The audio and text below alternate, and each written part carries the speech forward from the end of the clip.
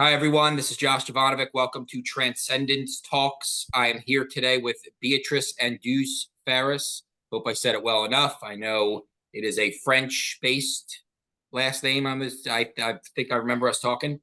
And I'm very excited to have her today. She is our special guest that's going to be going through her life, going through her background. She does a lot of healing, helping clients with trauma, with helping them get through some of their previous past traumas, their childhood traumas.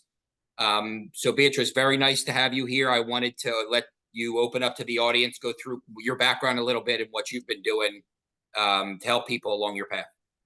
Great to be here, Joshua. Thank you so much for having me today. Really appreciate it. All right, so what can I say? Dr. Beatrice Andrews Faris.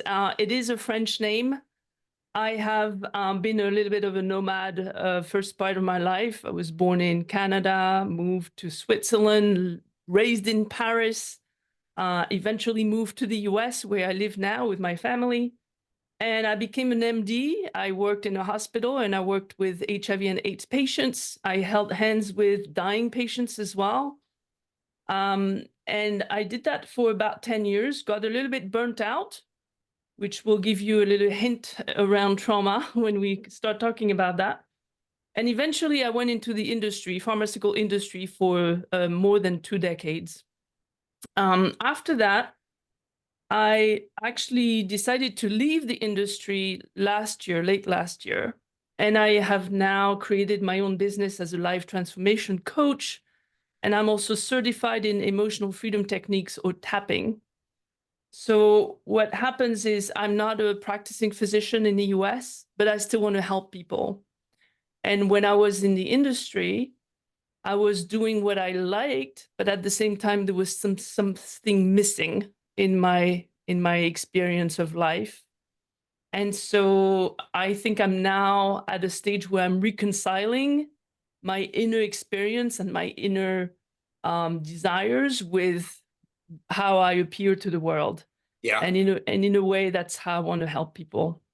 It makes so much sense. And I feel like that's a lot of people on the similar journeys that myself, you, other people that are waking up to their inner being and who they really want to be, is that it doesn't matter what age you are, it doesn't matter what your background is. It is just like this inner calling that we have that feels like it's something that is like pulling on your soul, almost like, I, hey, this is something we're trying to grow towards, something we're trying to build. And I think yours is so cool because it's like, you don't have to be 21 years old or 18 years old or 30 or 40. You could be any age. Doesn't matter what age you are to be able Absolutely. to feel this. And I know for myself, I haven't, mine was a little bit of a unique path, but I didn't start my path. I was always empathetic towards people. I always had a kind heart towards people, but I never really had this pull until about a year ago. So it was not till I was 35. And a lot of times I've read this and I've seen a lot of different gurus talk about it, but our lives, not only like our DNA and things like, but like our lives go in like almost like 7-year cycles, where if you look at it, you tend to have like an evolution every 7 years. Now that's the hope. Some people stay stagnant, they don't do anything, and they stay with who they are for this lifetime. But it's something where I've noticed that for myself, especially having a similar background to you as being like a nomad and moving around a lot, is that when you're open to change, when you're open to growing, when you're open to some of the struggles that come with being a nomad, because you have to get used to new people and new places, you naturally start growing at a pace that other people you can't see right away. You know what I mean? Like that you can't see like, hey, it takes mental fortitude to do this. It takes inner strength to be able to do this. It takes social skills to be able to do this. Absolutely. And there's all these things that go with it that if you look at it from just, hey, this person moves or this person goes to different places, you don't notice the small, slight changes that occur every day as you're going through that process. So I think it's really cool that you do that. And one of the big things I wanted to ask you, because you said it in the beginning and I've heard of it, but I don't really know what it is. What is EFT? All right. So EFT is called emotional freedom techniques. It's called tapping as well because it's based on two things. It's based on traditional Chinese medicine and the meridians, the energy channels in our body.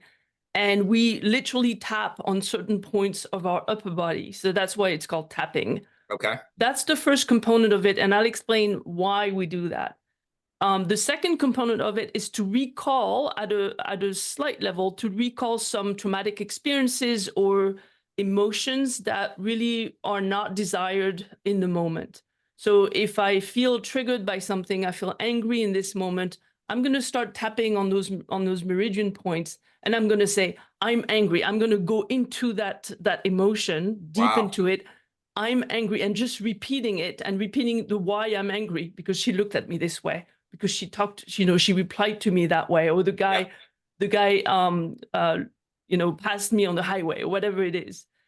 And what happens is, physiologically in your body, when you tap on those meridian points, you actually activate your parasympathetic system, nervous system. That's the nervous system that we have when we sleep and when we meditate.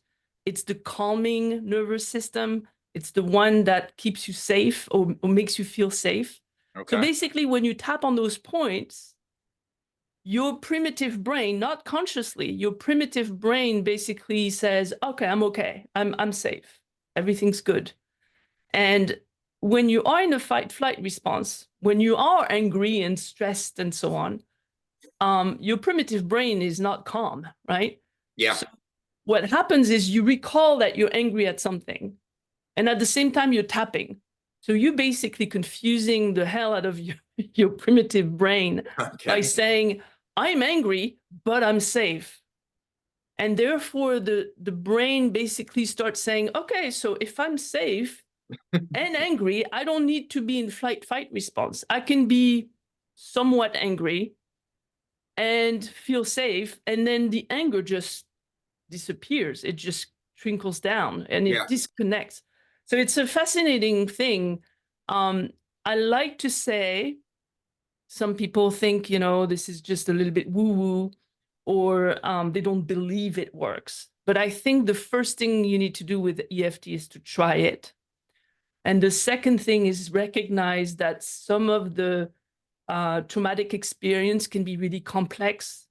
And so doing it by yourself because you're angry at, somebody replied to you in a way that you don't like, that's fine. But Hmm. when it starts getting into some past events in your life or more traumatic experiences, it's good to work with someone.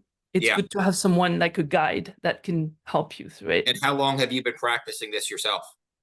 So I discovered it in 2015, and I Okay. started looking at, I hired a coach who was also an EFT practitioner, and I started seeing the effects it had on me.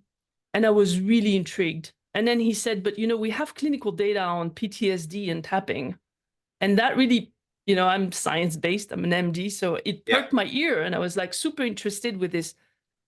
But then when I stopped the coaching with this guy, a friend of mine, um, I was kind of afraid to do it by myself. So I kind of left it on the back burner, thinking, this is a great technique for me, but I don't have the courage to do it yet, because I had some, pretty heavy stuff to work on. Yeah. And so to answer your question, 2 years ago, I did some strategic planning a little bit for my own life. And that's when I discovered that I need to become a certified practitioner. Okay. Because if I get into the theory, the science behind it, and I learn all the techniques, maybe I'll get the help that I really need, and I'll Yeah. have the courage to do it. And that's what I That's did. cool. So I would say, especially being like an MD your whole life, that's got to be a change up in like your brain chemistry to go from like data and science driven stuff to, and I know you said it, some science driven stuff, but like, I know it isn't magic. I know that. But when you look at like specifically how like, let's just say a pharmaceutical company is run versus something like an EFT tapping thing, it kind of seems like it's a magic, because it seems like that there's some kind of frequency or vibration, which I'm very familiar with on how to upgrade in frequency and vibrations, because that's what we really all are. When you Mm. look deep into things, it's a changing of your own vibration. And that's probably what this has taps into as well. And correct me if I'm wrong, but it sounds to me like it's getting into a certain frequency or a certain vibration that is like a healing vibration that is telling your mind, like you said, you are safe, everything is fine, you can process this. And I've noticed myself through upgrading through meditation and some of these calming techniques, breath work, that when you tell your brain certain things and you feel certain emotions and you feel certain traumas, and you don't just try and mask them with alcohol or mask them with food or Hmm. just go out and exercise real quick just because that's the best thing. When you start to feel these things and you start to like interpret them through like those kind of means, or talking with someone or doing a meditation or doing yoga or maybe even fasting, I've noticed helped me out a lot. But when you do these type of things that are better for your health, where you feel these emotions and you feel these traumas, I feel like you get the most out of it because you grow at an exponential rate. That although, again, here it goes back to it, the same thing. Although you don't see this growth, it is not a overnight, I am this superhero strongman or woman. You do start to see something in yourself that you're like, damn, I didn't That's know I right. was this strong. I didn't know that maybe I had this. I'm just making this up, but maybe I had this alcohol problem because of something that was triggering me from a past childhood experience. Or maybe I have this eating disorder because someone said something to me that I never tapped into and really felt what that was. Now I just mask it with food, whatever the case may be. But it feels to me like I just want to kind of get your perspective on how you thought about this going into it. Because when you go from your MD experience, which you're a doctor, which is so different than that, I just wanted to kind of hear what you think about it and like how you first went into it. Absolutely. Well, there's so much to unpack with what you just said, but I'll just focus on your question for I have a now. problem with doing that. So that's my bad. I always ask so many loaded questions, but go ahead. It's awesome. It's fascinating. So first and foremost, when I was looking for who am I going to train with, because I had that feeling that there's a little bit of part of it that feels a little bit magical, and I'm science based, that I didn't want to do that. I found the EFT universe, which is actually teaching clinical EFT. And why is it called clinical? It's called clinical because it's based on clinical studies. So there are a lot more research than we know about on EFT, Okay. including in control studies, which is really the gold standard for research. And I've been training with Dawson Church, who's a PhD and has published books and tons of clinical studies. He's conducted, I don't remember, about 100 clinical studies on EFT. Okay. And that's the rationale for me to go into that type of training, knowing that there's a basis for it and it's not just the experience of people, a bunch of people.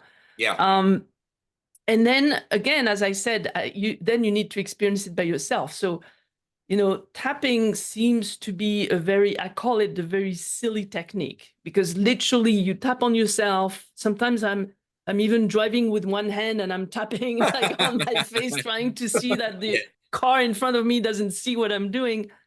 Um, but the beauty of it is it's fast, it's easy to do, it's easy to learn in a few minutes, and you can't really hurt yourself by just saying a few words and tapping on yourself. So Yeah. it's relatively safe. I haven't seen any clinical studies that have said that it was not safe to tap on yourself, right? Yeah. And of course, you don't punch yourself. Um, Well, I would so hope I not. call it the silly technique, but the reality is there is a lot of grounds in neuroscience that explains why and how it works. And it's all based on neuroplasticity, basically our Yes. ability of our the pathways in our brain to change over time. Yes. And when you talk about thinking, we have a conscious brain as well. We have the cortex, and so we can actually, with our thoughts, influence the way that these patterns are. And I think EFT helps you do it in an unconscious way, and then getting consciousness about what's happening. Okay. So usually speaking, a sequence of tapping is going to focus on one thing that is bothering you, right? Really, that you get triggered. And what you do is you sensorize it. You figure out how you feel emotionally, but you also figure out where that is in your body. Okay. And usually people are it's pretty easy for people to figure out that their anger right now is in their solar plexus, for example. And then you ask them to really sensorize that. Like, how does it look like? What does it look like? What does it feel? What's the shape of that? What's the color? What's the texture of that pain? Is it pulsing? Yeah. Is it just heavy in your solar plexus? Whatever the case is. And then you basically start tapping on that, on how it feels in your body. Okay. And you just go through this sequence of tapping points, which takes a few minutes, really, by each cycle. And then something is going to come up. And I'll go to how I call this in a minute, but some thought is going to come up, some memory is going to come up, some other pain is going to move in your body, Okay. or another emotion, like people might start crying and feeling sad instead of angry. And then you stop and you say, okay, so what's going on here? And then usually there's this memory of something that happened a few months ago. So we go there and we start tapping on that. So how did you feel in that moment? How does that make you feel in your body? And you Yeah. tap on that. And then something again is going to come up. And usually you go down deeper and often into a childhood trauma experience. Okay. So that's what I call the archaeology of the mind. It feels to me like I I work with like a that client. statement. That's cool. Yeah, I work with a client, and it's like I have a brush, a very slight brush in my hand, and I'm just like brushing little grains of sand Yes. out of what's going underneath. And then at some point, we discover some kind of these childhood events. We tap on that. And by the way, that can be done in a very safe way, even for very, very traumatic events. Um, and suddenly you're going to see a shift. Like the person is going to shift in their body, they're going to shift in their body language, and a thought might come up. And that thought is no more a traumatic event, no more an emotion.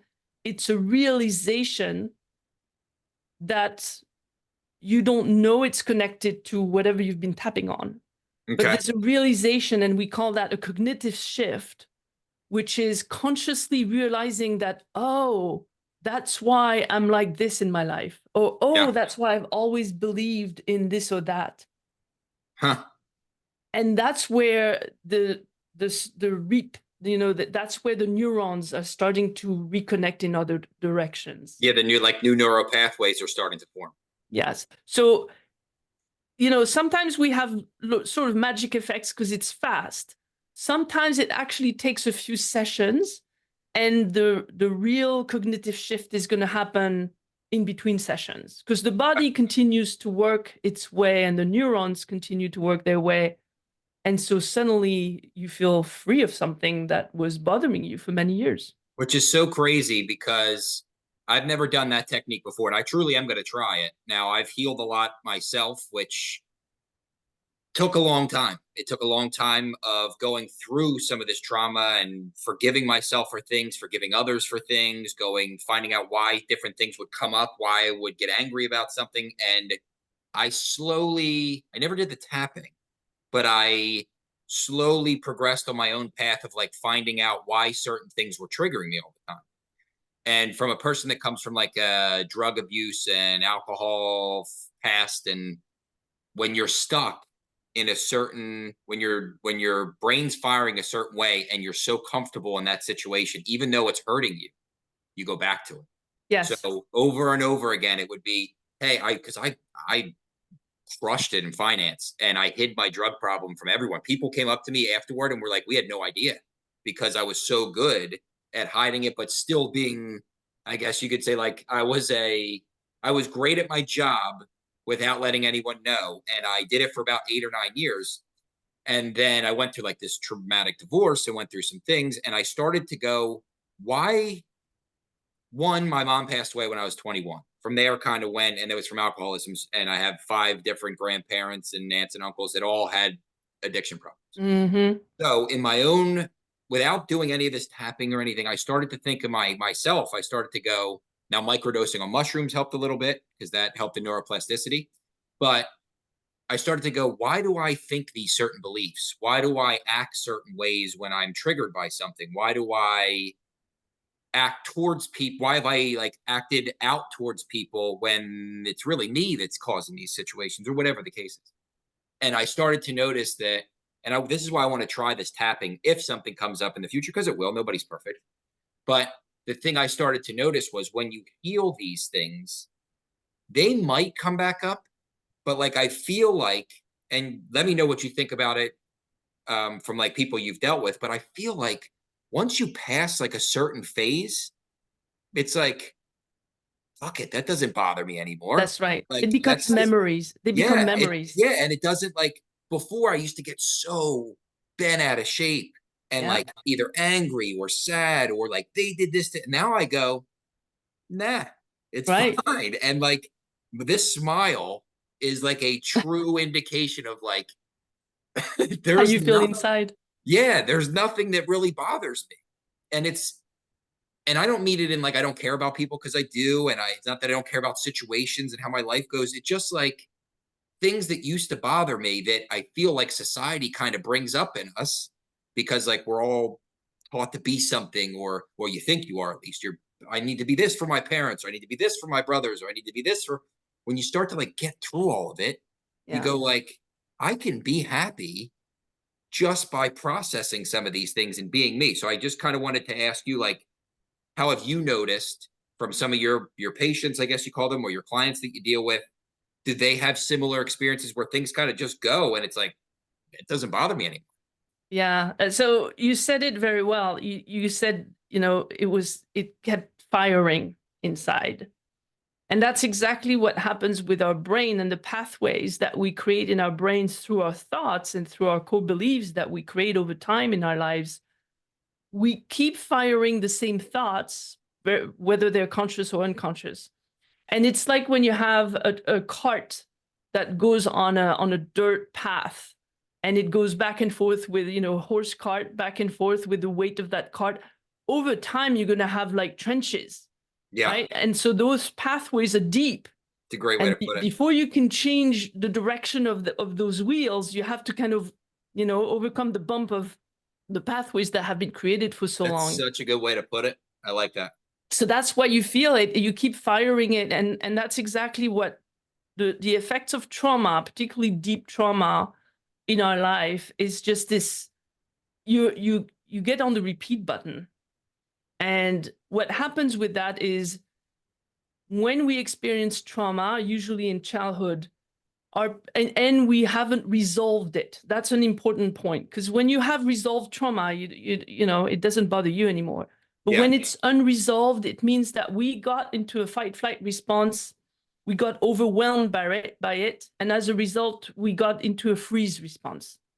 And that means that some aspects of that trauma get stuck. The energy, you were talking about energy earlier, it yeah, gets stuck in our body. And in order to unstuck ourselves, our primitive brain basically starts firing memories of the event in the hopeless thought that, or desire to fix it, to yeah, go out of that trauma. But by doing so, it does two things. Either it re-traumatizes us internally, because we get these flashbacks, which is the attempt of the brain to fix ourselves. And those flashbacks trigger us, and it makes us feel like we're still in the event, like you were describing very well. Or we get the flashbacks, and we're trying to externalize it, and then we get into outbursts of emotion, or we're triggered by someone, and then we react disproportionately in those circumstances. yeah, So really, those are the effects of trauma. So are what you explained, and I'm very curious as to how you did that. I think the first stage is really to be aware of what those things in our life are doing, right? yeah, And be not only aware of that, but also understand that it's our own thoughts that do that. We tend to yeah, think, oh, it's because they did this to me, or they did not forgive me, or they did, or they need to protect me, whatever the case is. yeah. When the reality is the answer is inside, and it's inside in terms of how we keep perceiving the event happening to us, Mm-hmm. versus the realization that maybe we can shift our mindset to Yes. perceive it differently. much easier said than done. So But much that, easier said than done. right. But that's why I love tapping, because tapping helps you on the unconscious side. Like, you don't need to make a big effort into it. You just need to tap and recall all that stuff, and somehow it just trickles down. That's Yeah. just, that's why it feels like magic, but it's really not. And there are plenty of other modalities that do the same thing.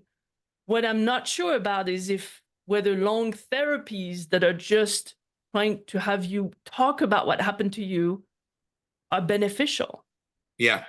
because just talking about it doesn't help you realize, that the solution is inside you necessarily. And Yeah. and most of the time it just re-traumatizes you. Hmm. There's something else in your story that we can just highlight briefly, is the familial aspect, the intergenerational aspect of trauma. Yeah. And sometimes, unfortunately, you inherit stuff that has happened in the past in your family. And then you have this, people have talked about the gene of alcoholism, or alcoholism is hosted in your liver. I mean, there's tons of theories around this. But now we also know about epigenetics, which is we have genes that are transmitted from one generation to the other, but we also have molecules around our genes that are also transmitted over generations.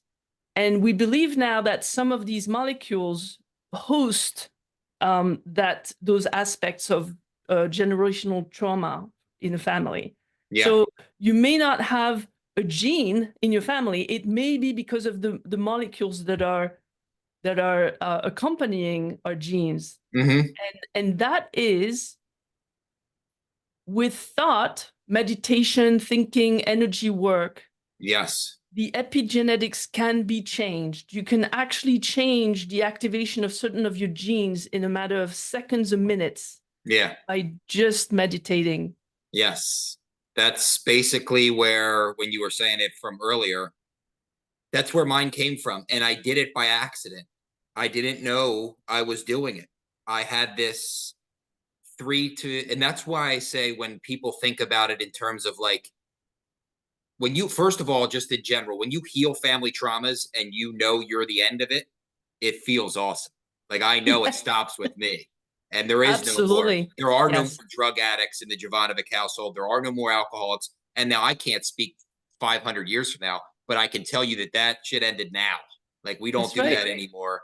And I'm not saying, hey, people can't drink, can't enjoy yourself. I don't care what you do, but I can tell you that any kids that I ever have, any person that needs my help in my family, I know how to battle this. Unlike before, where we were so ill-equipped to battle it, Yeah. where now it's like, I know how to beat this. I can show you how to do this. And mine wasn't a process of like 3 months and it was there. It was a slow progression of getting better thoughts, getting better ideas, being around better people, surrounding Hmm. myself with better influences, watching happier versions of things on TV, listening to better music, stop with rap music or something that's very Yes. negative, stop drinking, stop doing drugs, start doing things that are better for you. And then your brain gets so in tune with that new version of you, it forgets who the old version is, and that person doesn't technically exist anymore. That's right. So the one thing that will happen, that I will warn, but also tell everyone how awesome it is people will begin to fall out of your life, because what happens is you were so stuck in a certain situation that those people loved you for who you were at that time. And it's Hmm. not that they don't love you anymore. They just don't know who the hell you are anymore, because you're Hmm. the healed, happy version. So it took a while. And yes, some people have fallen out of my life, but I get to meet awesome people like you. I have a new girlfriend that I live with down in Florida. Things happen to you where your brain starts to, that law of attraction, you start to bring in influences that are good for you, rather than stick with that same old, hey, let's do the same shit that we've been doing for the last 50, 60, 70, 90, 100 years in our family. So Exactly. I would say, for anyone, it's going to be a struggle at first. You're not going to just wake up there. I've never met one person that just woke up the next day and went, boom, I'm good. But I will tell you the benefits of the growth, the struggle that you feel through it. But then when you're out of it on the other side, let's go. And it's like Absolutely. you feel like a like I can't even fathom who that old person is anymore. I can't believe he existed. I give him credit for existing and did what he did to get here, but I'm like, who the hell was that? Yeah. Why did that person exist? So it's cool. And one thing I did want to do is because I think that I really do. I truly believe that like you're doing awesome stuff. I think it's so cool to have an MD talk about things like this because that's not a usual thing. I would love to just kind of in our wrap up here for you. I want to have people come to your website to find you to show because I couldn't tell people how to do this. I'm listening to you and I get it, but I don't get it if that makes sense. So I want to kind of just hear maybe for the next minute or two just about you, where people can find you and how they can get in touch with your healing and how they can get in touch with some of the CFT stuff. Sure. Thank you so much. Well, what I decided to do is I'm a life transformation coach. I use the Dream Builder from the Brave Thinking Institute as a backbone, basically. And then I include EFT as part of the program with with my not patients, patients, but with my clients. Um, and that helps accelerate their results. So I help them, build the dream that they want and find out all the fears and all the core beliefs and paradigms that go in their way, break that down with EFT so that they can really start creating a life they really want. So my business is online. The website is called the Moo Dojo, and that's a whole other story to talk about why I called it that way. So it's